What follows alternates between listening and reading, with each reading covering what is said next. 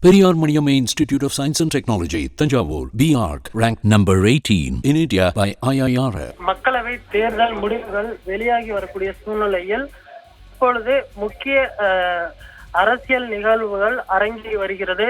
இதில் முக்கிய அம்சமாக பார்க்கப்படுவது என்ன என்று சொன்னால், காங்கிரஸ் கட்சி தலைமையிலான கூட்டணி 233 இடங்களை பிடித்திருக்கிறது. அதே போன்று தேசிய ஜனநாயக கூட்டணி பார்த்தோமேனால் 293 இடங்களை பிடித்திருக்கிறது. இந்தியா கூட்டணி ஆட்சி அமைப்பதற்கு இன்னும் ஒரு 40 இடங்கள் மட்டுமே தேவைப்படும் என்ற சூழ்நிலையில் அவர்கள் சுயேட்சைகளை உள்ளே கொண்டு வரலாமா அல்லது நிதிஷ்குமாரை மீண்டும் சமரசம் செய்து ஏதேனும் முக்கிய பொறுப்புகள் வழங்கி கொண்டுட்டு வரலாமா என்ற ஒரு கோணத்தில் கார்கே அவர்கள் தொலைபேசியில் தொடர்பு கொண்டு உரையாடி இருப்பதாக தகவல் வெளியாகி இருக்கிறது.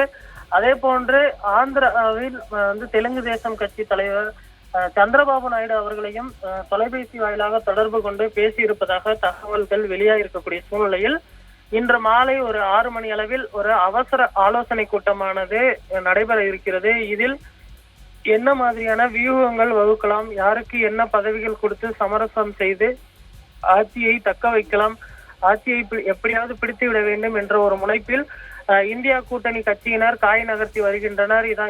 இந்த சூழ்நிலையில் மம்தா அவர்களும் தொலைபேசியில் தொடர்பு கொண்டு பேசியிருக்கிறார். மற்ற முக்கிய கூட்டணி கட்சி தலைவர்கள் தொடர்ந்து இதற்கான முன்னெடுப்புகளை தற்பொழுது செய்து வருகின்றனர். குறிப்பாக ஸ்டாலின் அவர்கள் தரப்பிலும் பேச்சுவார்த்தையை நடத்தி இருப்பதாக தகவல் வெளியாகி இருக்கிறது. அவர் கட்சி சார்பில் முக்கிய தலைவர்களை உடனடியாக டெல்லி கிளம்பி செல்ல சொல்லியிருக்கிறார். இதனால் உடனடியாக அவர் டெல்லி செல்ல இருப்பதாக தகவல் வெளியாகிருக்கிறது. இன்று மாலை பார்த்தமையானால் கார்கே அவர்களுடைய தலைமையில் முக்கிய ஆலோசனை கூட்டமானது நடைபெற இருக்கிறது.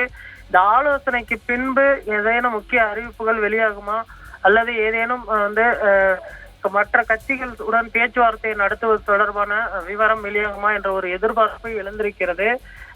இந்தியா கூட்டணி கட்சி பார்த்தமையானால் கருத்து கணிப்புகளை எல்லாம் தவிடுபகுதியாக்கி 235 இடங்கள் தற்பொழுது வரை இந்த முன்னிலை வகித்து வருகிறது. இந்த நிலவரமானது இரவுக்கு உள்ளாக மாறுமா என்ற ஒரு எதிர்பார்ப்பு இருக்கக்கூடிய சூழ்நிலையில் எப்படியாவது ஆட்சியை பிடிக்க வேண்டும் என்ற அந்த கோணத்தில் ஆலோசித்து வருகின்றனர். இந்த சூழ்நிலையில் தற்பொழுது மற்றொரு புறம் பாஜகவின் தேசிய தலைவர் JP நட்டா அவர்களுடைய தலைமையிலும் ஆலோசனை நடைபெற்று வருகிறது. இதில் அமித்ஷா, ராஜ்நாத் சிங் உள்ளிட்ட தலைவர்கள் கலந்து கொண்டிருக்கின்றனர். ஏனென்று சொன்னால், கடந்த முறை பார்த்தோமேனால் ஒரு தனி பெரும் கட்சியாக பார்த்தோமேனால் பாஜக ஆட்சியை பிடித்தது. ஆனால் இந்த முறை 235 40 இடங்கள் மட்டுமே முன்னிலை வைத்து வருகிறது. இதனால் கூட்டணி கட்சியினருடைய அந்த மனநிலை மாறலாம் என்ற கோணத்தினால் அவர்கள் தற்பொழுது இந்த ஆலோசனையில் பங்கெடுத்திருக்கின்றனர். எப்படியாவது கூட்டணி கட்சியினரை தக்க வைக்க வேண்டும் என்ற கோணத்தில் அவர்களும் சந்திரபாபு நாயுடு மற்றும் நிதிஷ்குமார் அவர்களை சந்தித்து பேசியிருக்கின்றனர். நேற்று மாலையே பீகார் முதலமைச்சர் நிதிஷ்குமார் அவர்கள் முதல்வர் அவர்களை சந்தித்திருந்தார்.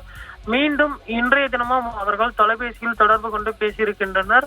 2 கட்சிகளுமே முனைப்புடன் செயல்பட்டு வருவதால் என்ற கட்சி ஆட்சியை பிடிக்கும், எந்த கட்சி என்ன மாதிரியான முன்னெடுப்புகளை கொண்டு செல்லும் என்ற ஒரு எதிர்பார்ப்பு அரசியல் விமர்சகர்கள் மற்றும் பொதுமக்கள் மத்தியில் எழுந்திருக்கிறது.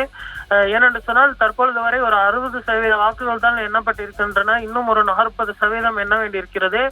இது முன்னிலை நிலவரம் மாறி மாறி வருவதனால் என்ன மாதிரியான முடிவுகள் முழுமையாக வரும் என்று தெரியாது. இதனால் தற்பொழுது இந்த இந்தியா கூட்டணி கட்சியினர் அதற்கான முன்னெடுப்புகளை செய்திருக்கின்றனர்.